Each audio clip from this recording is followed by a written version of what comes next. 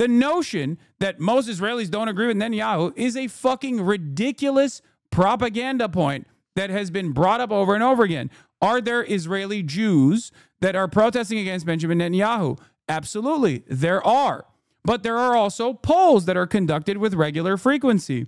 Now, first of all, Zionism is obviously a ethno-supremacist, ethno-religious supremacist ideology.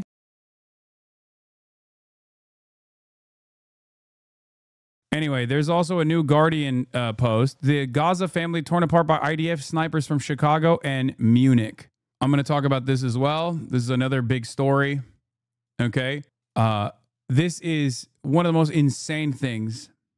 Okay. This is one of the most insane stories. An Israeli sniper from Chicago, after killing a 19-year-old and then shooting his brother for trying to retrieve the body, says, what was so important about that corpse? Those were 2 of the 4 members of the same family killed by Israeli snipers on a single day in Gaza on November 2023. He is not technically from Chicago. He's from Naperville, which is the least surprising part about this story. Felix says, Daniel Robb of Naperville, Illinois, is a serial murderer. His family raised money to buy him the equipment he used to carry out these killings. Sooner or later, it will become apparent that we cannot have a functional society while the thousands of families just like this remain free. Okay? That is what's, I mean, this is just so unimaginably cruel, so insane that these guys just walk amongst us. They go, they fly out, they get money to fund their act of terror. In the United States of America, when someone does this, the entire family would get punished. I mean, it has happened. Penalties, and their family members have gotten penalties as well for allowing these school shooters to use their weapons. These are guys who knowingly are flying out to Israel to do this kind of serial murder. What are we doing? Daniel Robb shows no hesitation as he watches footage of a 19-year-old Salem Dogmosh crumpling to the ground beside his brother in a street in northern Gaza. That was my first elimination, he says. The video, shot by a drone, lasts just a few seconds. The Palestinian teenager appears to be unarmed when he was shot in the head. Robb, a former varsity basketball player from Chicago suburb who became an Israeli sniper, concedes he knew that. He says he shot Salem simply because he tried to retrieve the body of his beloved older brother, Muhammad. It's hard for me to understand why he did that. And it also doesn't really interest me, Robb says in a video on an interview posted on X. I mean, what was so important about that corpse? A 5-month investigation by The Guardian, Arab reporters for investigative journalism and paper trail media, Der Spiegel and ZDF, has identified 6 people shot by Israeli snipers on the 22nd of November 2023. And through interviews with survivors, witnesses, and relatives, reviews of death certificates, medical records, and geolocated images, we revealed how a family from Gaza City's Tal al-Hawa neighborhood was torn apart in a few hours by men who grew up in Naperville, Illinois, and Munich, Germany. Israeli snipers killed 4 members of the Dogmosh family that day and injured 2 others. Their story illuminates patterns of killing by Israeli troops who have repeatedly treated unarmed men between 18 and 40 in Gaza as targets. The mass slaughter of tens of thousands of civilians is one factor cited by scholars, lawyers, and rights groups who say Israel is committing a genocide. They're thinking, oh, I don't think I'll get shot because I'm wearing civilian clothes and I'm not carrying a weapon and all that. But they were wrong, said Robb, who majored in biology at the University of Illinois before joining the Israeli Defense Forces. That's what you have snipers for. After Salem was shot, his father, Montasser, 51, rushed to the site and tried to collect his son's bodies for burial, but was also fatally injured by a sniper. The need for a dignified funeral for loved ones is a core human instinct, protected in law and explored in art for millennia. It is at the emotional heart of Homer's Iliad, one of the earliest surviving books of literature. But on that day, Robb treated love and grief as cause to kill. They just kept on coming to try and take these bodies, he said. The video of Salem's killing and footage of other attacks on unarmed Palestinians was posted online 5 months after his death, part of a montage made by a soldier called Shalom Gilbert to celebrate a deployment in Gaza. The only reason why we know about these fucking specific war crimes, these incredibly personal instances of ultra violence, is because they keep posting it. They keep celebrating it. Robb later said he and another sniper carried out these 3 of those killings in an interview carried out under deceptive circumstances by a team led by the Palestinian journalist and activist Younes Tarawi. Rob was approached by a Hebrew speaker who claimed he wanted to write about the squad's experiences and to commemorate fallen soldiers, Tarawi said. Rob was promised anonymity, but Tarawi posted extracts of the interview online, justifying the decision by saying it was a public interest given the scale of the civilian killings. Rob did not name his partner, who was later identified from photos as Daniel Grates. Robin Grates did not respond to requests for comment on the shootings sent over several months by journalists working on the investigation. Residents knew Israeli forces were in the area, but on the morning of the 22nd of November, the sound of someone chopping wood in the street reassured locals that there was an active combat in the area. It was a false sense of security. When Mohammed Dogmosh set off towards the park with a cousin, Rob and Grates were already in place. The men were part of a sniper team whose members called themselves Rephaim, or Ghost. They had no connection to an elite official special forces unit, also known as Rephaim. Many members of the unit were dual nationals, and photos and videos of their operations posted online have helped human rights organizations alert prosecutors in Belgium and France to suspected war crimes by unit members. Rob and Grates' location has been traced from photos and videos taken by Israeli soldiers showing the two snipers aiming their weapons through a window and a hole in the wall. Using satellite imagery, the investigative team geolocated that site to a 6-story building about 400 meters from the killings. The position gave a clear view of Moner al-Rayes Street. A Palestinian journalist working for the investigation visited the buildings and found further evidence that ghost snipers' presence.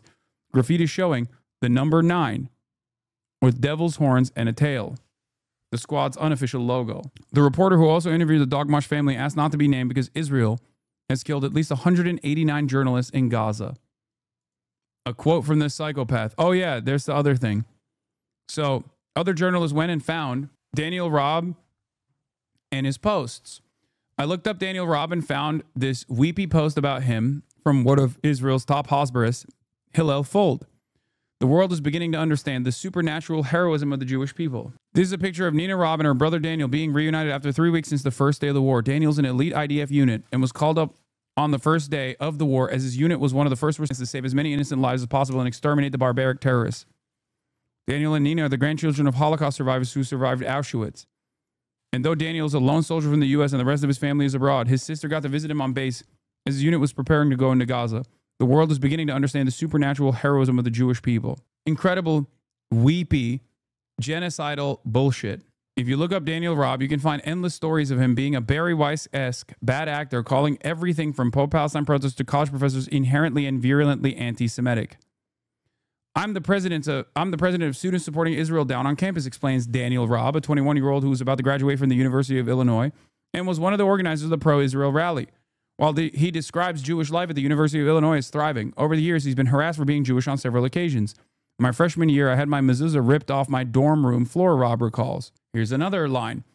Illini PAC executive board member Daniel Robb told the student newspaper Daily Illini, Illini, I don't know how you say it, when you are demonizing the state of Israel strictly without context of the other nations, you are singling out the Jewish state. You are singling out 7 million Jews who live in Israel out of the whole world and the whole world's problems. That's Illini. Okay. The Daily Illini. Robb said he suspects that those who have lashed out at him are in or affiliated with the Students for Justice in Palestine chapter on campus. Personally, Robb said he believes their actions incite anti-Semitism on campus and that the university should take action, not realizing that his actions, doing genocide, while claiming that it's done at the behest of Jews all around the world, is inciting more anti-Semitism than any number of different Students for Justice for Palestine groups could ever do. You are a Nazi. And Nazis did this too, by the way. Americans of German background heard the call of arms by Nazi Germany, and they went back to the fatherland. And they fought alongside the Nazi forces. That is precisely what this dipshit did as well. It is not even remotely different. IDF soldier Daniel Robb says he shot Salem simply because he tried to retrieve the body of his beloved older brother Muhammad. It's hard for me to understand why he did that. We already covered this from the article. That's it. This guy's a fucking Nazi through and through. All this weepy, mealy-mouthed bullshit about like, oh, Jews are under attack. Jews are under attack. I'm doing this for all Jews. It's all the same shit that the Nazi government presented as a counter message. Oh, we're a little old nation. All these other countries have so much more. They have so many colonies. How dare they speak out against us? How dare they speak out against our atrocities? There's a bar that the university has at the standard of what goes too far, Robb said. Unfortunately, that standard is too low. Daniel's younger sister, Nina, a sophomore in business, said she witnessed appalling behavior by SJP while visiting her brother on campus before she had officially committed. Walking past alma mater, Rob said SJP's Apartheid Week demonstration involved dipping their hands in red paint and placing their handprints on the Israeli flag. Finally, the word genocide was scrawled across the flag's star. For the next few months, Rob said people would bang on his door in the middle of the night while shouting anti-Semitic slurs about him and his support for Israel. Although Rob said he had his suspicions about who it could be, he said he never caught them. I'd have to run out of my pajamas just to catch a glimpse of who was pounding on my door at 2 in the morning, Rob said. Rob became heavily involved with Jewish and pro-Israel organizations when he came to campus. He said this has drawn anti-Semitic attention to him, threatening his safety. Illinois Chabad. Very intense yet very powerful day as we visited Mount Herzl. Heard from a mom who lost their son, who was a father of 3. Heard from our dear alum, Daniel Robb, who graduated a few years ago. He just got out of Gaza. He spoke about his work, the friends he lost, about our resilience. We then met a man who was visiting his fallen son's grave. This is on June 3rd, 2024. Okay. You should have heroic story. Seeing so many crash graves was very challenging. We are inspired by the ultimate sacrifice given by these heroic soldiers. It was very powerful. So much to process.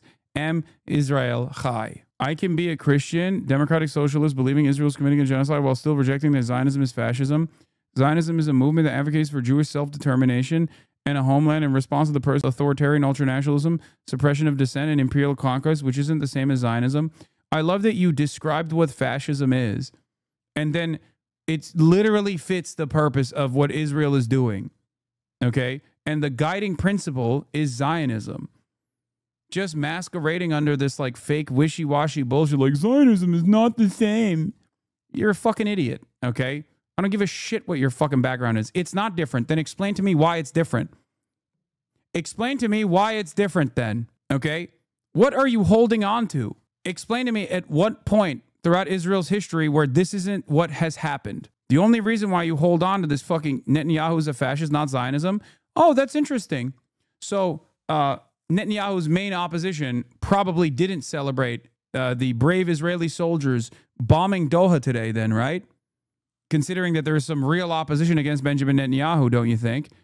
The only real opposition against Benjamin Netanyahu are anti-Zionist Jews living in Israel, and there's a handful of them. Okay? They did, and it's awful. I know. I know they did, dumb fuck. I know that already. I didn't make that up on my mind. I wasn't speculating. I know that they did. I was setting you up. I just don't think Zionism is fascism. Then prove it. Explain to me why you don't think Zionism is fascism. Because it's not 1946 any longer. Okay? We're in 2025. And all Zionism has done, and all Zionism has shown, is that it is a fascist ideology. Zionism isn't everything Habibi does. What do you mean, Bibi Netanyahu? What the fuck are you talking about? Jewish self-determination is not being denied on any nation on the planet. They don't need a state to have self-determination. Demanding a Jewish state is necessarily exclusionary to non-Jews. Exactly. If the foundational principle of the state of Israel is that it was built on built for a people without land on an area, a land without people, and its inception point is the Nakba, 750,000 Palestinians that are indigenous to the land being forcibly removed from their homes, never to return ever again through military force, through death and destruction, then how can you fucking say that this ideology isn't fascist? National Socialism isn't fascist. This was Adolf Hitler's war. Himmler had very different opinions. That's what you sound like.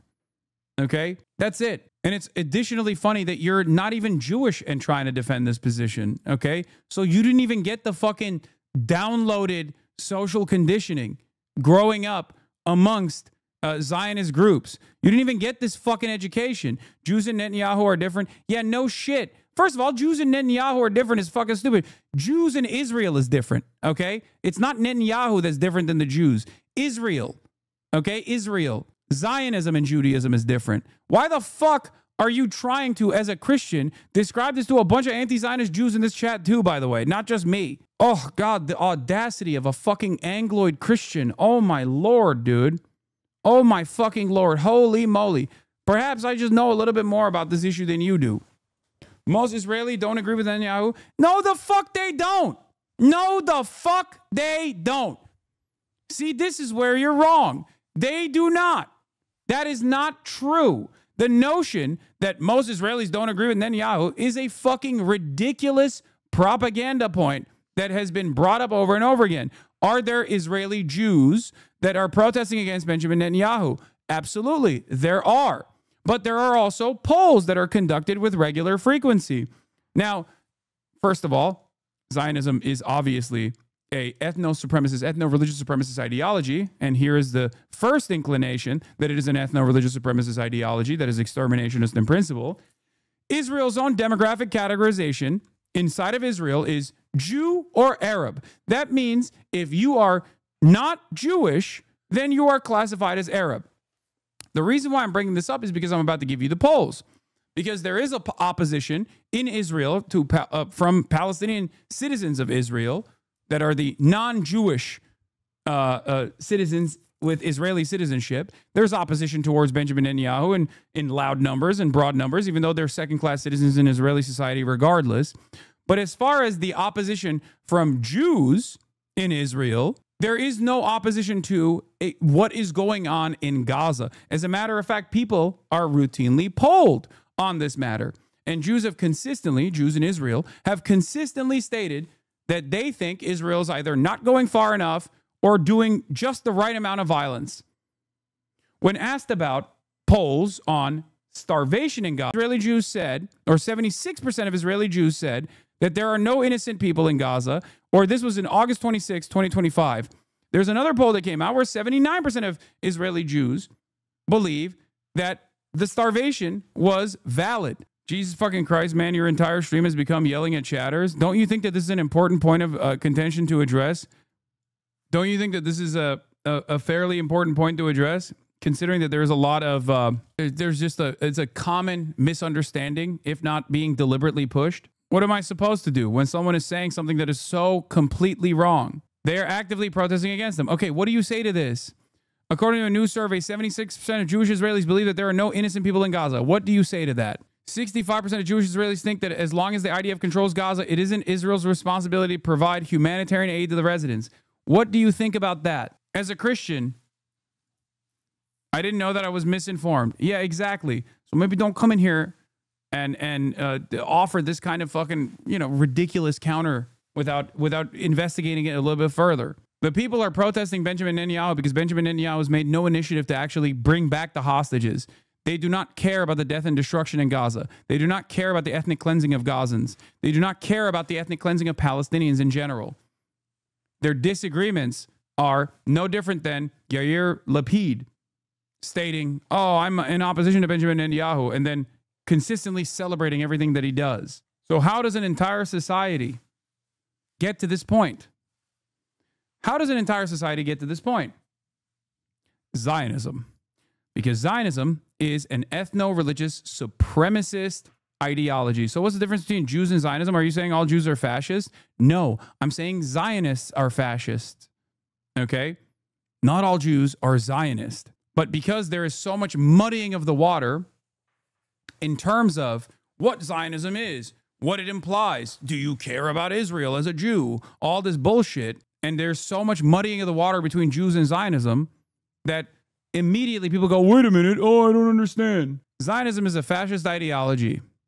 And as a Christian, you should probably know that the number one advocate for Zionism hasn't been Jews historically. It's been Christians, evangelical Zionists.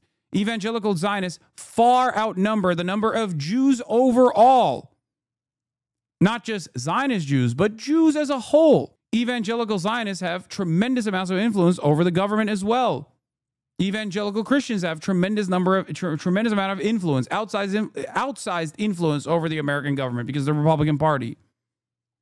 This is why I always say, even if every single American Jew became an anti-Zionist overnight, which is obviously not the case, but even if that were to happen, America would not move away one bit from its unlimited loyalty and unconditional support to the state of Israel as it conducts its genocide. Zionism is not Judaism. Judaism has lasted for thousands of fucking years. Zionism has been around for 100. What the fuck are we talking about? And in that 100 years, in that last 100 years, obviously it's been able to, through an incredibly sophisticated social conditioning network, an incredibly sophisticated, pervasive influence peddling network, a lobbying network, has been able to take root in the minds of many people in the Western world, including American Jews, Western Jews in general. But this is an ideology, okay? Hard pill to swallow, but I disagree with you saying Israel's like ISIL. Percentage-wise, almost 50% of the worldwide Jewry support genocide in Gaza. Most Muslims didn't support ISIL. The comparison is more accurate if you compare Christian Zionism with ISIL. In 2025, Zionism is a huge problem within Judaism. Yes, Zionism is a huge problem in general, and it is certainly amongst Judaism as well, but it doesn't change what I'm talking about here, okay?